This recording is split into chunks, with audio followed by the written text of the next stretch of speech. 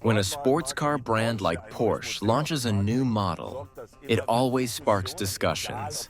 Whether it's the 911 or a four-door luxury sedan like the Panamera.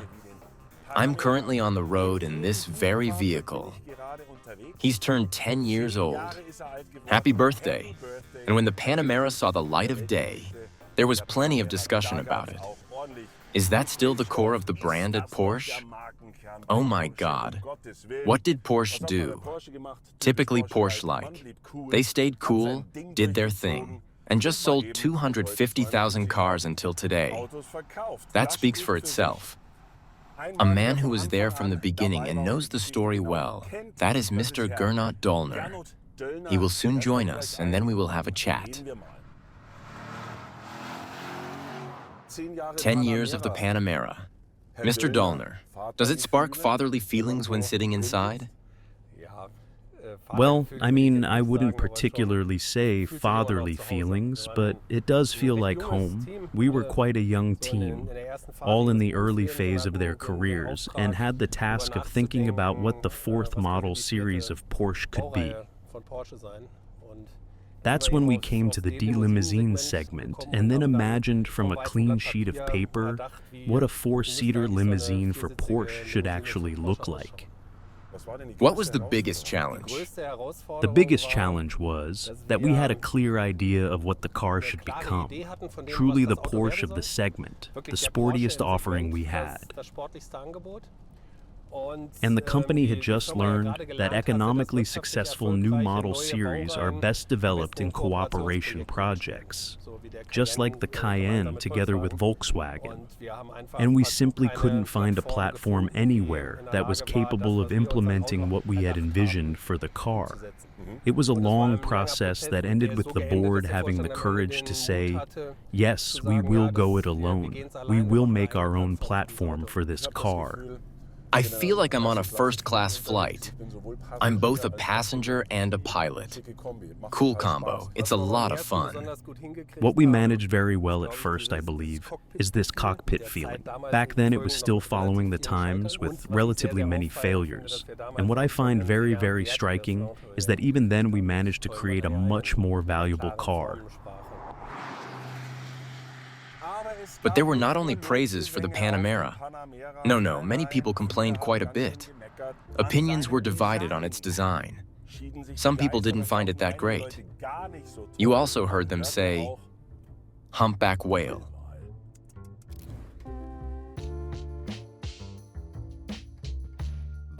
At the Panamera generational meeting in the design studio in Weissach, the differences become quite clear. Typically Porsche, the brand defined back then which segment we wanted to enter. Clearly defined how much space and also headroom simply needed to be provided in the rear seat. And Dr. Wendelin Wiedeking, who was the CEO at the time, was our very first customer, and he sat in the back and felt that there wasn't enough room. I gladly admit that it was a real challenge to meet these interior space requirements. To combine it with a roofline that we like to call the fly line. What made it even more challenging is that Porsche always stands for offering the most compact car in the respective segment. And this combination creates the necessary headroom at the back, a fastback appearance, and all of this under 5 meters. I would be lying if I said that was easy for the design department. I also readily admit that the pure side view of the first Panamera was not exactly its best angle, but it immediately gave the vehicle its own unique character. And I would rate that higher because it allowed the vehicle to find its own place. It wasn't just another sedan like all the others. When the great Porsche boss, Wiedeking, stepped down from his position in 2009, the designers allowed themselves a few more centimeters of length at the rear. This made the roofline of the second Panamera generation more elegant. What was clear from the beginning for the second generation, that with this concept, We wanted to stick with this layout. Thus, of course, the proportions for the second generation were clear. With the first generation, we introduced certain elements where we said it was not just a Porsche identity, but already a Panamera characteristic. We said, to make it a bit sleeker, so to speak, than the car. You could say it felt like spending a year in the gym. Alex is also sitting in the current Panamera. The G2, in terms of design, is a super sexy sports car. What is the biggest difference between G1 and G2? That's where we need to go. That's what we want. It was truly a complete redevelopment of Generation 2. We realized very quickly that electrification of the drivetrain would be very, very important. We had the idea that it would be great if the top model of the Panamera, a hybrid, could be the combination of a V8 car engine, PDK transmission, and electric motor, which has required a completely new platform. In this class, also a unique feature. The hybrid strategy that we implemented in the Panamera was strongly inspired by the 918 Spider. With the 918 Spider, we proved that hybridization and sports cars fit perfectly together. And the genes of the 918 Spider, that the hybrid drive is indeed a performance component, we have also incorporated it into this car. The result is truly a sports car with 4 seats. Mit solchen Oberarmen und absoluten Fußballer-Oberschenkeln, kann man sagen. Und trotzdem ein lässig souveräner Auftritt. Ja, also das ist... Ja, wir tragen es nicht zu stark nach außen. Nein.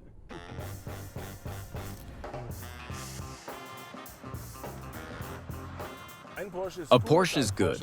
A Porsche for 2? Clear case. But a Porsche for 4? This idea has occupied the engineers at Porsche repeatedly throughout the 70-year company history. And beyond the design, beyond the prototype, it practically never made it. We are going on a search for clues. Imagine a place where on almost 9,000 square meters, a treasure trove of Porsche history stands close together. Old classics, racing icons, unique pieces. Doesn't exist? Oh yes, it does. This is the product archive here in the secret storage, a bit outside the museum. Of course, we are not allowed to talk about where it is. We have a large collection, over 630 cars in total. A large part is here. It is also always a great pleasure for us to come in here.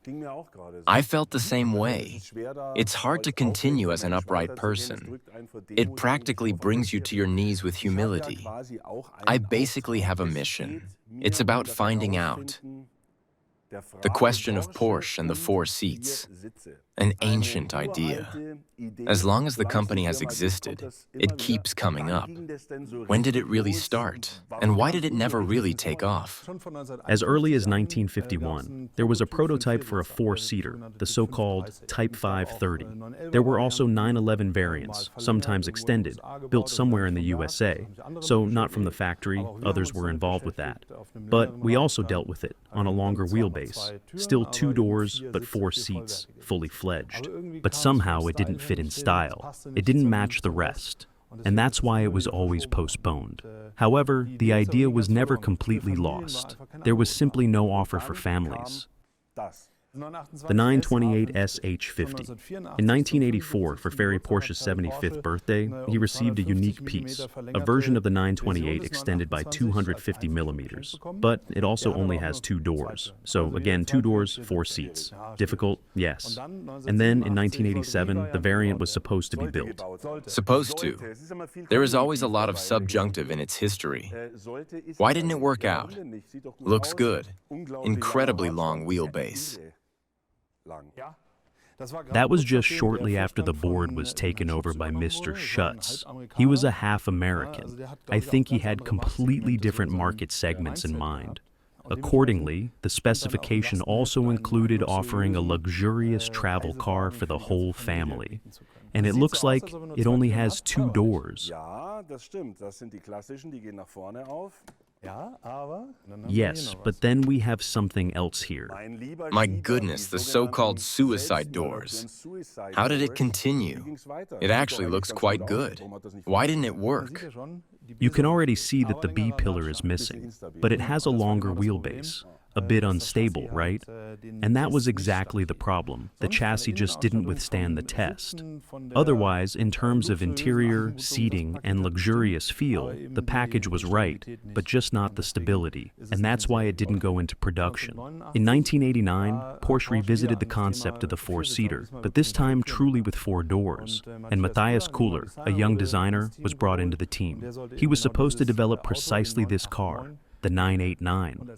And as a counter-proposal to the 989, this one was created. This is a design by Giugiaro. He also designed the Golf.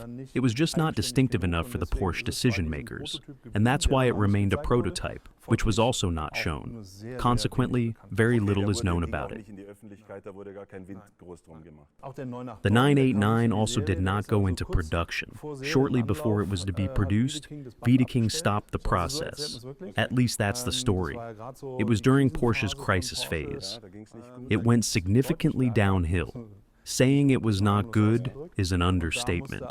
All efforts had to be focused on the development of the Boxster and the new generation 911. There were a few intermediate stages, some attempts, and with some, you're not so sad that it didn't work out in the end. Many thanks for the info, and take good care of your treasures.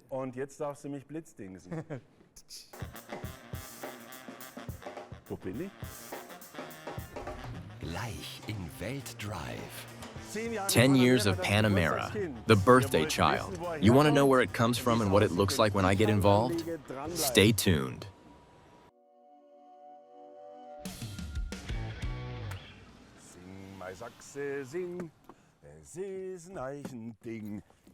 A warm welcome back. A warm welcome to Saxony, to Leipzig. Our birthday child, the Panamera, is a native Saxon. Don't believe it? It's the truth.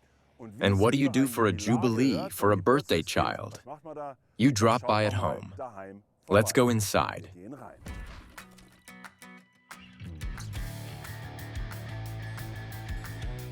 Julia Scherbaum, 10 years of Panamera. Made in Leipzig. That's the name of the exhibition here in the house. What is the main focus? The main focus is simply to show the development history, how we have arrived at the Panamera from the initial design of a multi-seater Porsche.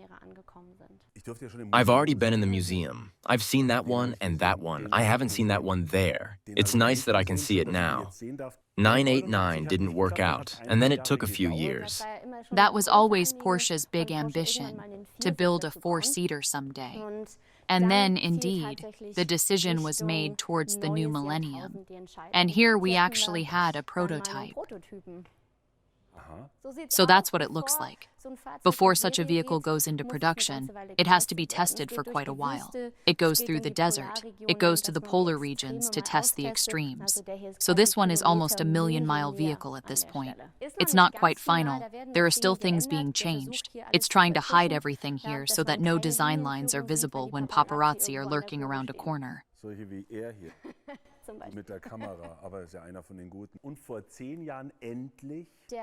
The Panamera in the first generation, the first four-seater luxury sedan from Porsche. We also have the concept Sport Turismo. We have the Panamera, not only as a fleet hack, but also as Sport Turismo. That was the design study. The mirrors are still missing there. They thought, let's just put cameras here in the air intakes. That's unbelievable. This is all very, very science fiction. So that's the station wagon, right?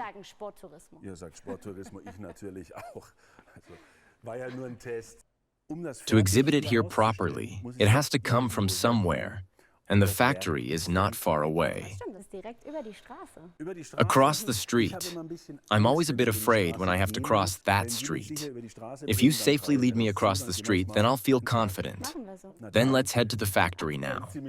Well then, take me by the hand and bring me there safely.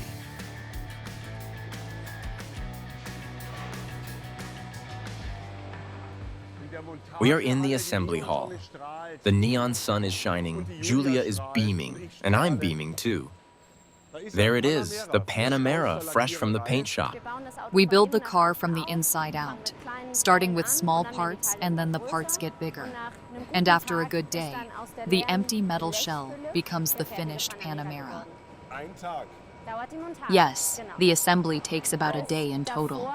Everything before has already taken about 1.5 days. Okay, wie viele Fahrzeuge verlassen denn das Werk pro Tag? 500 Macan und Panamera. Macan und Panamera.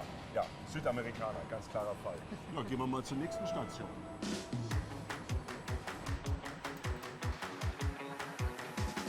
Und jetzt kommt gleich ein bisschen Gymnastik. Now the vehicle turns completely onto its side, as this allows us to work on the surface ergonomically and comfortably. Ist ja schon einiges passiert inzwischen.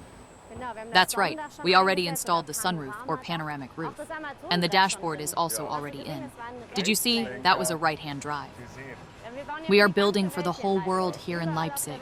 Everywhere in the world where you see a Panamera Macan, we made that car. We've arrived at the disc bonding facility. Very nice. KUKA robots lead me home like an Augsburg native. Julia, what's happening there? What are the yellow arms doing? The yellow arms have just ensured that the adhesive is applied.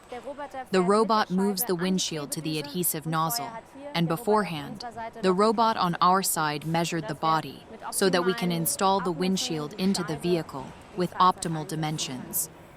Everything is customized here, right? I mean, every customer orders their own vehicle, every window, every tinting, etc.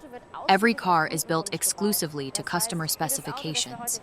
This means that every car we saw today has a customer behind the order. That's why we have so few robots due to the high level of customization in production. The windshield adhesive system is one of really 3 automated stations, and overall, a car goes through nearly 300. Ganz in weiß mit einem Blumenstrauß. All in white with a bouquet. Yes, the bride is behind us. We are ready for the so-called wedding. Ja, genau, wir schauen mal zu. Was haben wir? Ich habe die Ringe vergessen. Was passiert denn jetzt? The rings are already on. Don't worry. We have the body over there, and here we are right next to the chassis. In the main phase, the body and chassis will be united. That means we push the entire chassis in one go into the body, and then the screws are tightened. And the bolts, I mean the rings, we have already fastened everywhere here. If you look, then the robot can just start here. And the screw catches. And then, like in Las Vegas, a quick drive-through wedding, we're ready in no time. Exactly. And then the screws are tightened, just like in real life, and that's it. Nur die Scheidung ist bei Porsche nicht so häufig, finde ich. Ja, wenn's passt, passt's einfach.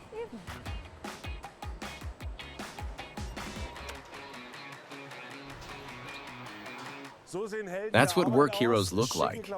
Fancy outfit, white gloves, white vest. What do I have to do now? Now you get involved. Take the wheel cover carefully, and now make sure you place it in the center. But it's very important that the tip of the button points to the valve. That's the Porsche part.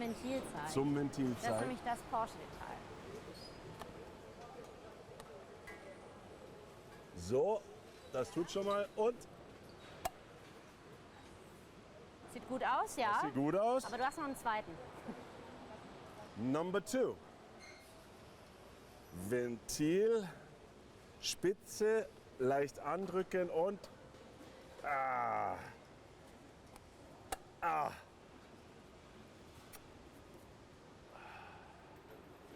Sieht gut aus. Bisschen langsam, aber das schaffen wir langsam, noch. aber dafür mit Mit Liebe. Liebe. Kriegst du ein bisschen Applaus, bitte?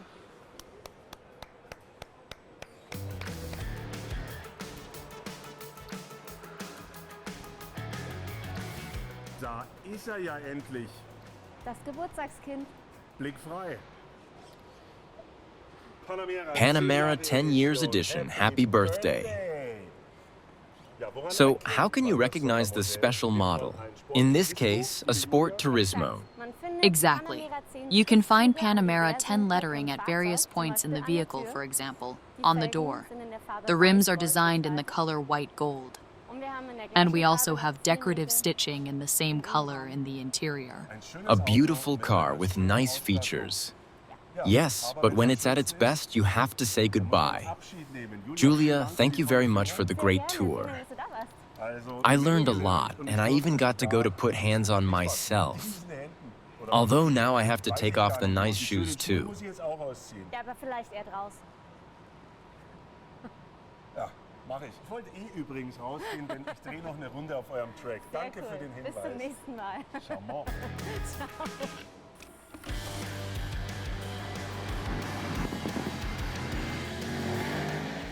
This is definitely a great motorhome, and it's actually the Executive with its 5.15 meters. This car has the 911 genes, and it can definitely show it.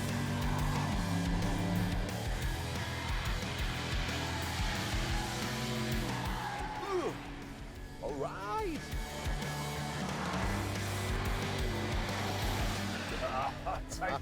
Zeig dem Onkel doch mal, wie es geht. Okay, schön quer. Respekt.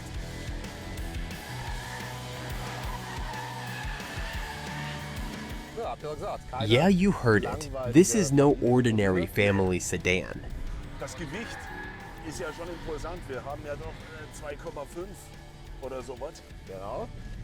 Und trotzdem handelt er sich super leichtfüßig. Ja, unfassbar. Schau mal her. Mit umsetzen. Das ist ja unglaublich.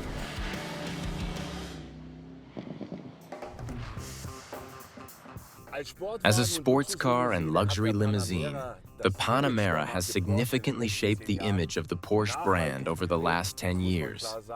That's something we must clearly acknowledge. The Swabians have shown the courage to fill the gap and have rightfully been more than rewarded for it. 10 years, that calls for a special edition. One could say then, the success story continues and continues. Who knows what else might come? Maybe a coupe?